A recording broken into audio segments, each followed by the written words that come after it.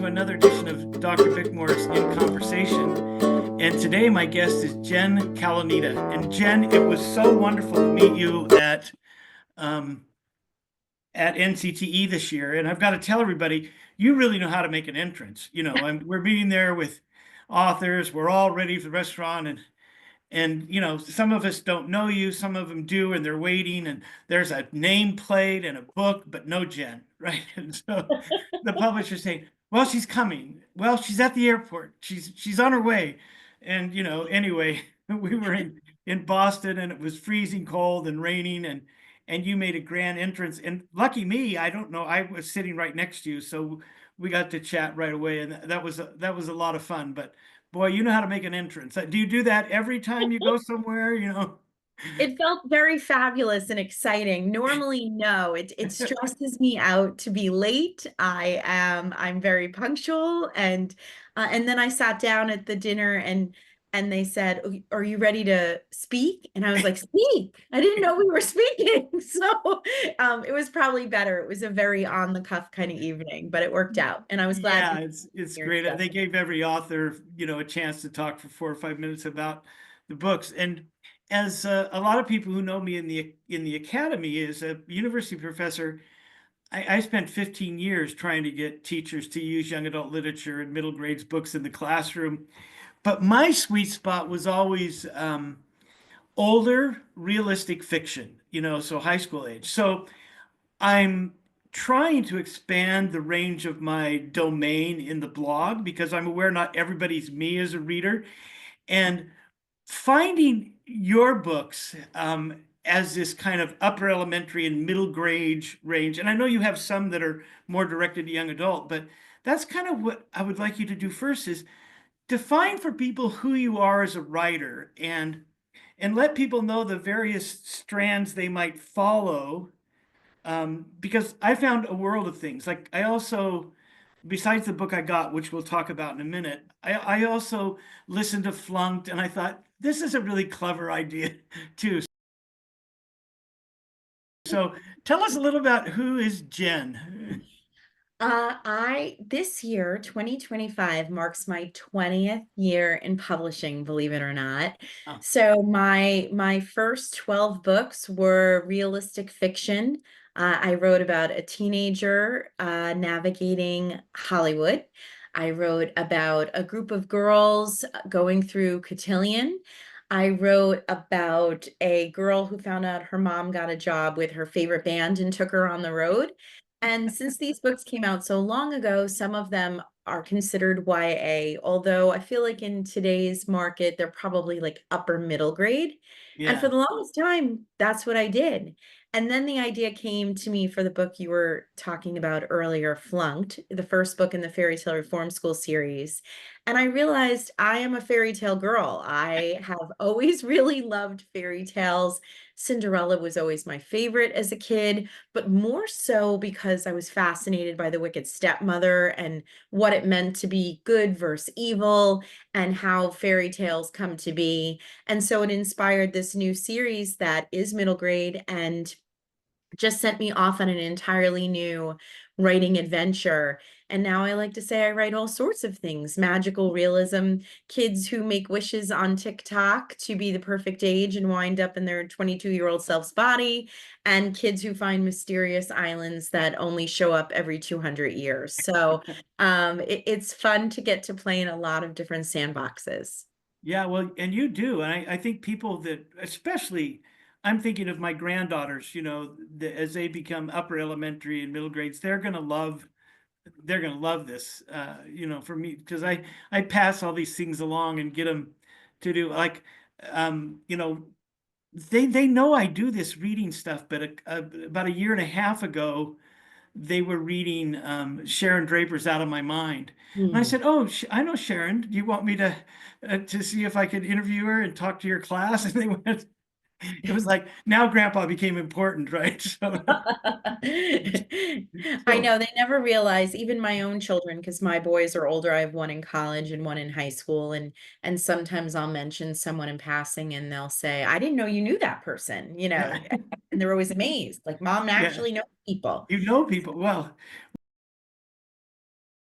Well, and your own background doing reporting before you started writing, you were in the mix of writing for teen magazines and interviewing people who, when you were doing it 20 some years ago, they were fledgling. And now some of those people are really dominant. And you were writing about them back when, right? When they were first starting often, right? So, Yeah. Yes. That, my first book series, Secrets of My Hollywood Life, is really based on my experiences being a magazine editor in the entertainment world and just watching so many teen stars on the rise and seeing how they navigated it. And I like to say I was probably not the best journalist because I was always more worried about the star I was interviewing because I thought they're a teenager. As teenagers, sometimes we say and do the wrong thing, or we don't think before we speak. And I just thought, gosh, it's got to be so hard to navigate this. And now you're doing it on a world stage. And today it's even harder because yeah. today we've got social media and an online presence that it really was only starting to kick off when I wrote my first series. So Oh, it yeah. That's, inspired a lot of my first books. yeah. It's people forget that it's only been really barely 20 years that social media of any kind and promoting that has been of any importance, right? That takes one of the questions I have is you've done so much side promotion for Disney. I don't know, do they let you come to the parks whenever they want now? They just No. they, I often wonder about that because, you're providing a whole new world for things that they sometimes think they own the franchise for, all these, fairy tales that are, really in the background that have been Disney-fied, but you're doing Yeah. real take. So you mentioned in one of your bios that, you try to go to plan your next visit to Disney World, but they're not giving you any of that free. You ought to, you ought to put that in your next contract. I know, I know. And it does really confuse students sometimes, especially if I'm working with younger students, that I write fairy tales and I create my own fairy tale stories like Fairy Tale Reform School, but I also get to work on some of Disney's characters and their stories are based on popular fairy tales. So sometimes it gets a bit confusing for Yeah. kids. I will say, like, I've had some lovely experiences in the parks, sometimes through Disney, sometimes promoting on my own. But I just, in today's world, it's harder than ever to connect a kid with a book. Yeah. So I try to do it in as many different ways as I can think of, whether it's joining TikTok, which my kids encouraged me to do and do videos on, or it's doing giveaways, or I remember like sitting in a closet and trying to do writing workshops during the pandemic for YouTube. Like I will Yeah. try anything to help kids find books. Yeah, it's well, and so much. I was golfing the other day with a guy that we didn't know, and he found out that we'd both been educators, and he said, "What would the ideal school be like?" And I thought, "Oh, that's a terrible question to ask me because I have answers to that, and I also Right. want to know how much money you have, how big can the classrooms be, so those are a lot of things. Now, you mentioned you have two boys. You have a predominance of female protagonists. So is it a way to escape all the male hormones in your house and flourish somewhere else, or how does that work out? We laugh about this a lot because I am a girly girl. I love the Disney princesses. I love, everything pink. And, I have two boys who are Percy Jackson, Star Wars, Marvel kids through and through. And I thought, how am I going to relate to these kids? And it really has been such a joy. I am a boy mom and I love it. I didn't expect to love it as much as I do, but I feel like, yes, I think in a lot of ways this is an outlet because a lot of times I will say the majority of my protagonists have been female, but over the last few years, I've added some more male protagonist characters to tell stories. And I find for me when I'm writing a female, I'm looking at myself at that age and trying to channel it in different ways through my eyes or my friend's eyes. And now that I've added some more male voices, I think of my boys and different experiences. I kind of feel like the whole world is where, I get my ideas from. So I'm always jotting things down and thinking, oh, how could I use this later without using any names? My kids would Yeah. never want their names in my books. Yeah, or their friends or anything else, right? And Yeah. and some of their friends would probably be thrilled to be a protagonist in one of your novels, right? Yes, or I'll say my friends when I started writing and they were having young children, they would say, "Can you put the name in?" So a lot of my first books, a lot of my kids' friends are their children are main characters. Ah, wow, that's fascinating. As you know, and I was always one of those voracious readers as a kid, but somewhere in the third, fourth grade, when everybody was reading Nancy Drew and the Hardy Boys, for me, I felt like the Nancy Drew trope was better written than the Hardy Boys. I don't, and I know they're kind of committee books and something in that genre, but I read a ton more Nancy Drew books than I ever read the Hardy Boy books. I'm probably guilty of reading every Nancy Drew book that was published up to the time, but and Hardy Boys a few, but it was always sometimes you drift to who the best writers are, right? Back to the dinner that we sat and you passed, and everybody got a copy, the few of us that were there, the Isle of Ever. Now, Yeah. this is, and you explained before that the origin of this is somewhat personal and not Disney connected and everything else, more historically connected. So tell us a little bit about this lovely book that and it doesn't come out for till April, I think, or It comes out March 25th and it is the kickoff of a brand new series. And this is really inspired in a lot of ways by my childhood. I like to say this book is, if your listeners and your followers are familiar with Outer Banks, the TV show, this is like a PG version of Outer Banks if it was crossed with Tuck Everlasting and Pirates of the Caribbean. So it's the idea probably came to me as a kid because as a kid, my grandparents had a home on the North Fork of Long Island near the water, and we didn't have cable and we didn't have social media back then. So when I got bored, they would say, go outside and dig. And I would think, why? And they said, well, Captain Kidd supposedly buried some of his treasure out here that was never found. And he did. Captain Kidd, actually, the very famous pirate, did bury some treasure on Gardiner's Island, which is a very tiny private island in between the two forks of Long Island. Supposedly, a lot of it was taken up, some of it was not found. And so I always wondered about that as a kid. Where could this treasure be if it was never found? In addition to that, my other grandmother who would come out and visit me out there, our families were some of the first families that arrived on Long Island on the North Fork. And so I always heard the names, the Terrys and the Rudds, the Terrys and the Rudds. And so I thought, what if I take all these things and I play around with a story about a girl in 1825 who somehow knows the name of an ancestor in 2025.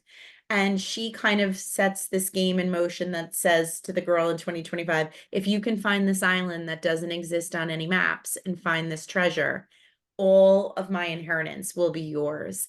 And there's a lot more at stake than a treasure. And there are some pirates, and there's a fountain of youth, and there might be a group of kids who've been trapped 200 years. But it's been the most complicated, but also most rewarding storytelling I've done in a long time, trying to keep track of these different timelines, diary entries from the 1800s, post-it notes pages from the 2025, and I'm having a lot of fun with it. I'm working on book 2 now.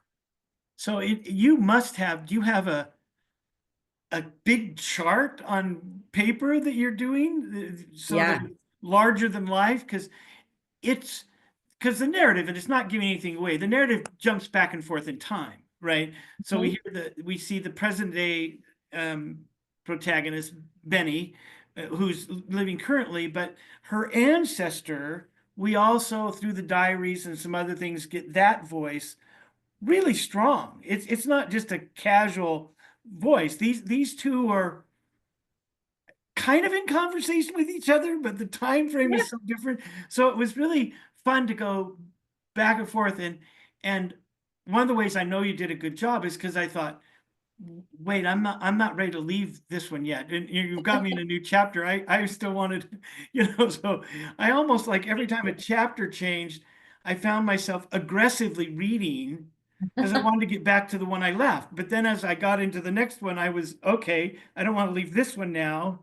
So you do a really good job of pacing for the reader, going Thank back you. and forth between that.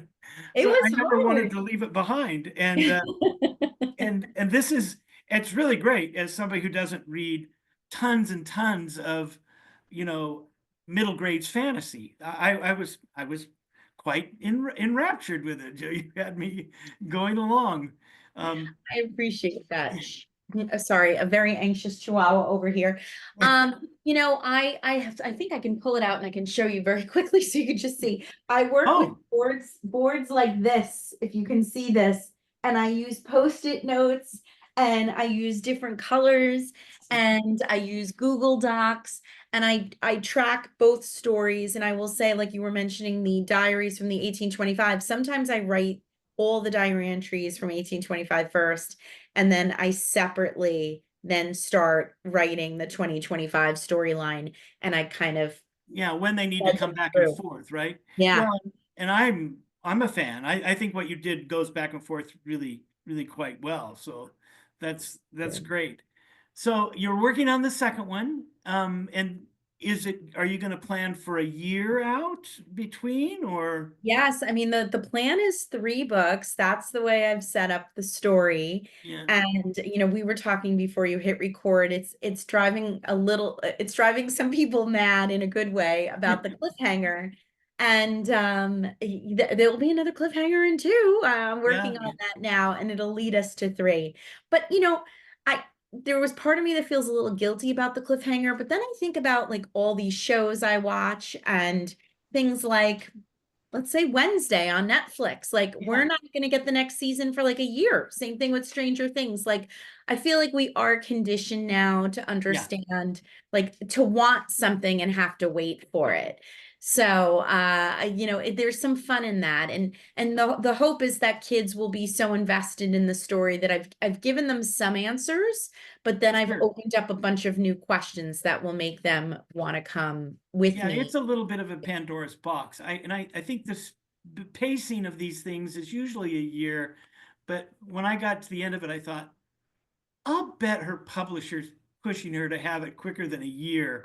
It would, it would, publishers would probably love it if they could put it out 6 to 8 months after that. They want to ride those waves as much as they can, but You're it's right. it's better to ride your wave of creativity than their demands of publishing. I think, you know.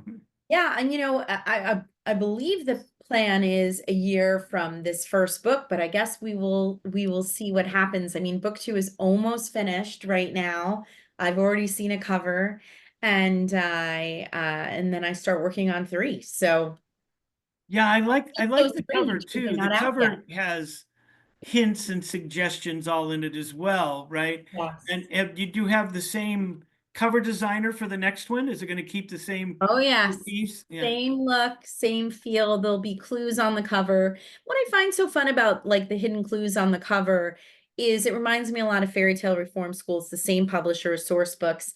And those covers were a lot of fun for readers because while each book featured the same main character on the cover, kids would look for things like a lock of Rapunzel's hair, Red Riding Hood's cape, the frog prints, different things like that. And so with Isle of Ever, there will be dates, there'll be little pieces of jewelry, there'll be all sorts of things. There's a bird on here. There's a bunch of things that play into the first story, and the Yeah. same thing with book 2. Yeah. It reminds me of, of that. It's really interesting. It's one of the things I used to love to do when I taught To Kill a Mockingbird.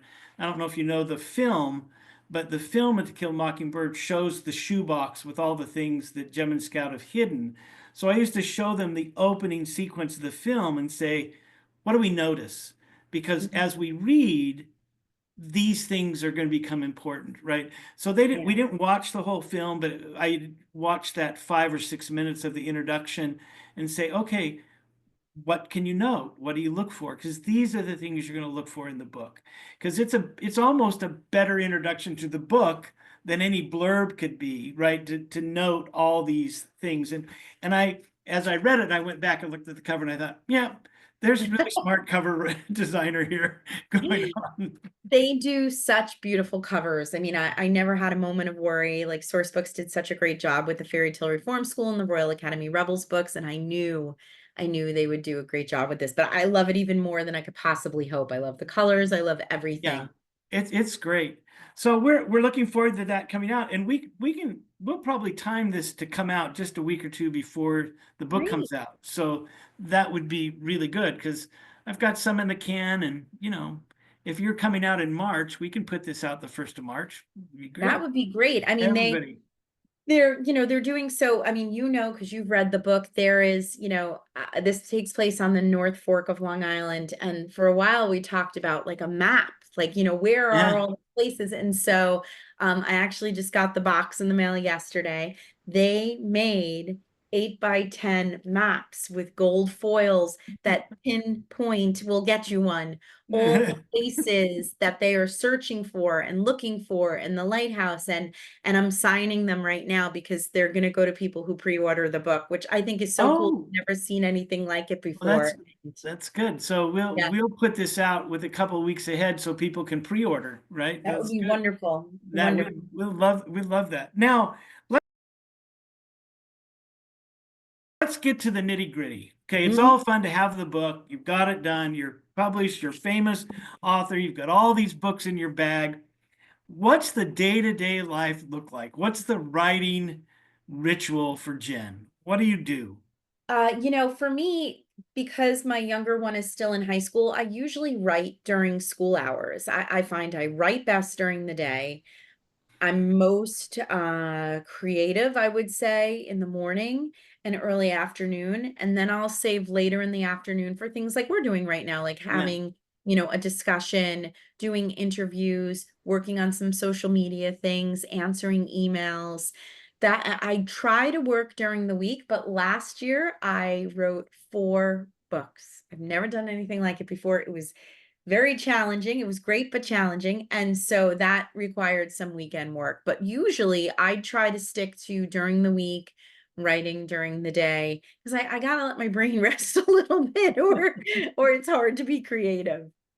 so you say that, but so you start in the morning, you get the last boy off to school, he's gone to high school, and you take a breath, and then do you try to sit down and do 3 hours solid? What does that look like?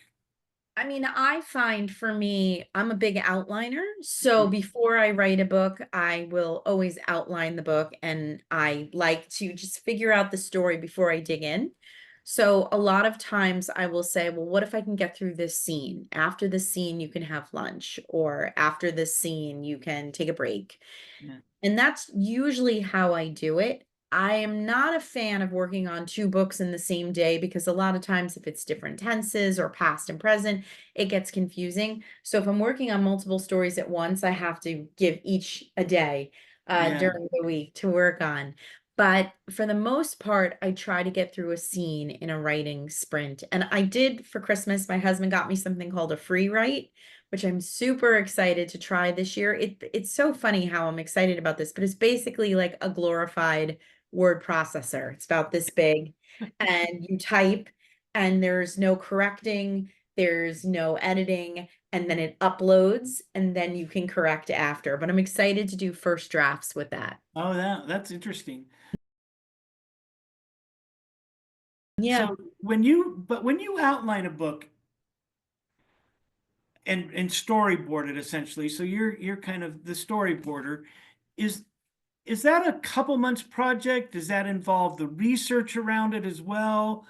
Or is it just I need the story outline so that I know where I'm going, and then the voices and the characters develop as you write? It depends on the book. A lot of times, if I'm working with Disney, these are characters that already exist in the Disney universe Yeah. and part of films.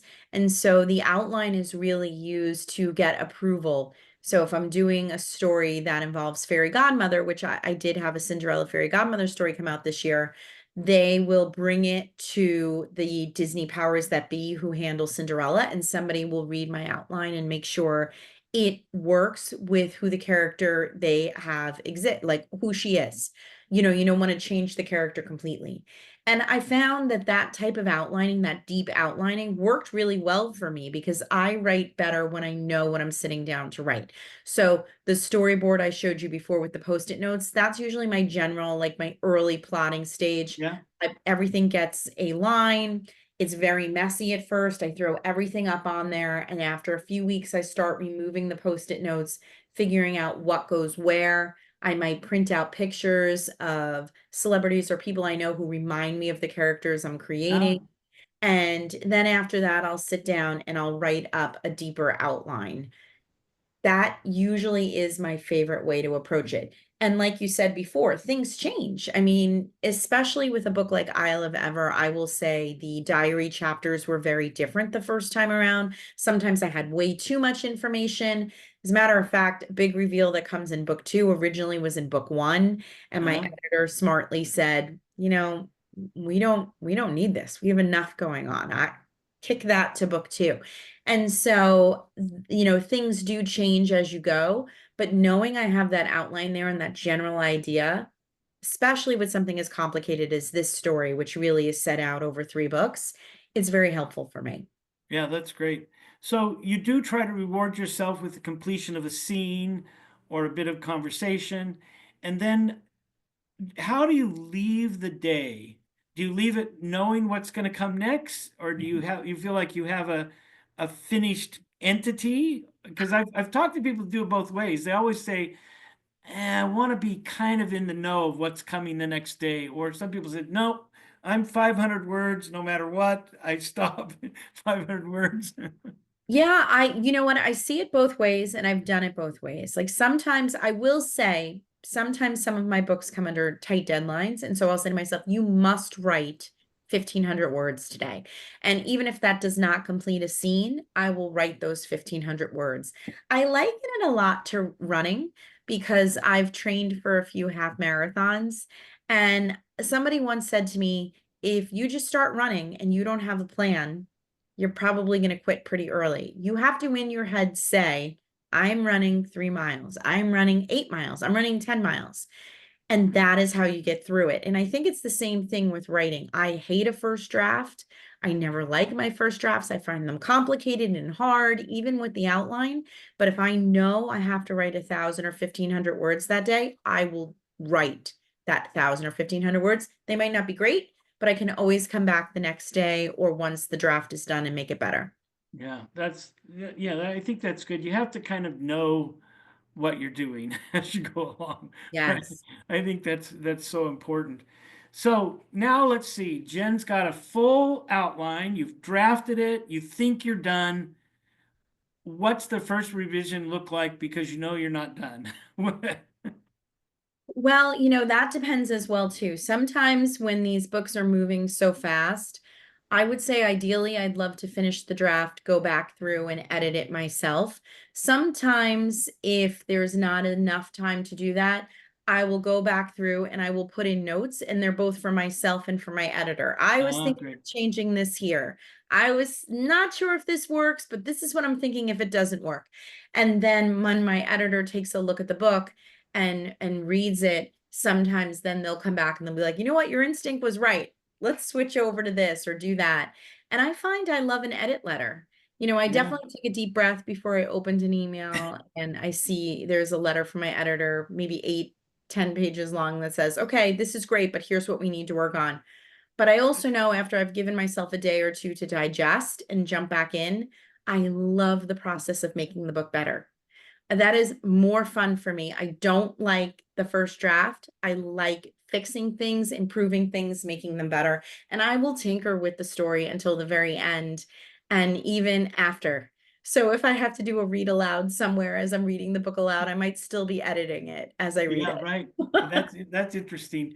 Now you write for a couple of different publishers. So Yes. do you use the same editor for all your publishing, or editors are unique in your case to a publisher? Yes, in my case, editors are unique to a publisher. So it gets complicated sometimes when certain things are due all at the same time. I have to shift things around. But what I enjoy about that is that I'm always working on something new and interesting, and I get to, write so many different things. But they are unique to the publisher. That's how it's always been for me. Yeah, I would say Disney probably has a unique set of things that become very, very tight.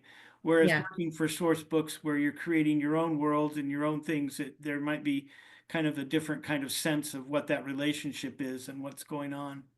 Yeah, they're all very collaborative in different ways. And even, I had a Disney call last week for something I'll be working on for them next. And it was really fun to like bounce around ideas with my editor, have my writer's notebook out and think of different things I'm going to do. And I would say, same thing goes with my source books editor. I love getting on the phone and just having a conversation and saying, here's what I'm thinking. What do you think? Does this work? Does it not work? It's nice to be able to collaborate with people.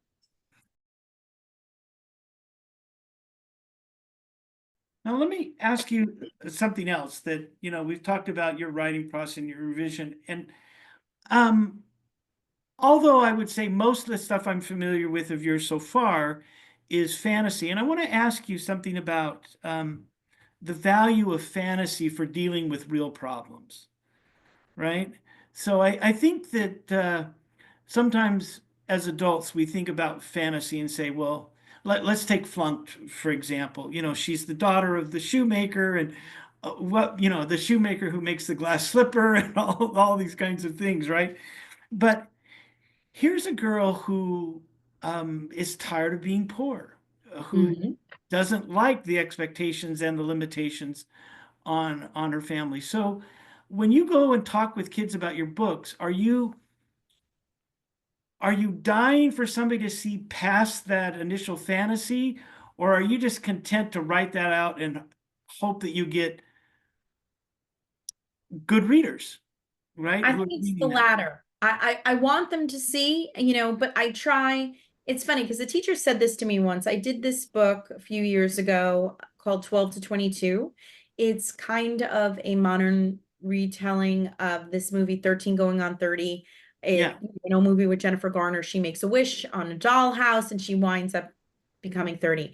And mine it's 12 to 22 and it deals a lot with making a wish on TikTok. And so, like, as a parent and as a mom, I want to lecture in some ways and say, be careful about how much you put yourself online and be careful how much you post and who you tell and being caught up in followers. But I also know as a mom that when you start lecturing, kids tune out. So I thought, how can I? It's almost like sneaking the, cauliflower into mashed potatoes. Like, how can I sneak this in so that hopefully it gives kids something to think about without like hitting them over the head with it? And so I find that's what I try to do. Like, I want you to see that Gilly, excuse me a second. Let's get Ben Kenobi here so he Yeah. behaves. Um, Yeah. Hi, Ben. just say hello to everybody. I want you with Gilly to see that, she starts out, she steals. I always tell the kids she steals to help feed her family, but stealing's never the right thing to do, I say. And then she quickly learns there's a different way of doing things. And the kid you think is the villain becomes the hero. And so with Benny, I try not to read too many reviews, but I've seen some reviews about Isle of Ever with people saying, "Oh, her mom's a bit annoying. Her mom's very checked out. Benny is raised by a single mom. Her mom is always working, and Benny worries a lot of the time about money and rent and all sorts of things that you would think a 12-year-old doesn't have to worry about, but met a lot of kids over the years at school visits and kids worry about a lot of different things. Everybody's family situation is different. And so while an adult might say, I don't like this mom character, she doesn't have her stuff together. My hope is that a kid reads it who might be in a similar situation, who has dealt with that and thinks, oh my gosh, there are other kids out there like me. Because you want every Yeah. kid to Yeah, find I themselves. think I think that's a really good insight to think about the book. And it's interesting how one of the founding principles of young adult literature 30 years ago was the adults are absent, right? In chronic realistic young adult fiction, the adult was there. And some people who were doing that were recognizing young adult fiction as kind of a new genre that bled from well, in my mind, from Catcher in the Rye to The Outsiders to all these things, it was neglecting that young adult literature is very much going to have a line that also includes The Secret Garden, Little Lord Fauntleroy, fairy tale books. And I would say the middle grades things that you're writing are very sophisticated in terms of those. And all of middle grades and young adult literature, if they're going to be attractive to young readers, are going to be in some ways realistic about all the varieties of parents that there might be, right? Right. Because not every parent is great, not every parent has everything together, and sometimes those parents straddle both sides of that fence. Sometimes they have things together, sometimes they don't, right? And I Yeah, think, I mean, I've done it right and I've done it wrong, and I'm sure my kids would agree and disagree with me on certain things, but yeah, you want like I try every book, I have a different type of family in it, and you just want kids to be able to find themselves in a yeah, story and relate to a character without feeling like they're being lectured. So even if, fantastical story like Isle of Ever, which is more of a mystery adventure, my hope is that somebody can understand Benny's worries about like where, rent is coming from next yeah, month. And absolutely. Evelyn in the 1800s makes some interesting decisions that, some people would or would not make, and it affects her future. And so, I just want to give kids things to think about. Well, it reminds me quite a bit. I did an interview with Joan Bauer not very long ago, and she has a book like that about Hope, who, you know, her mother's left her with her aunt, and she's grown up with her aunt. But Hope is aware that she's part of this process in making whatever is identified as family successful.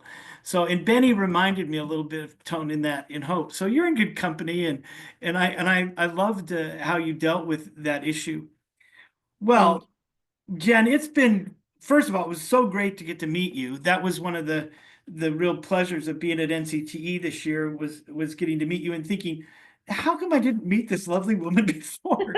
You know, That was my first NCTE, so it was well, in 20 years, we need to, congrats to Source Books for getting you there. And then I saw you were able to do a couple of other things at NCTE as well. So that's great. We'll look forward to running into you again, or if you're ever I in hope so my too. neck of the woods, we need to stay connected. Well, Definitely. Thank you for it's been having so me. great. No, it's been fun I've been looking forward to this and for quite a while now, for a couple, well, since November. So it's been a lot of fun. Thank you for having me. I really appreciate it. I hope people like Isle of Ever and some of my other books. Oh, I think they will. We'll highlight them and put it out. All right. Thank Thanks, you, Jen. Steve.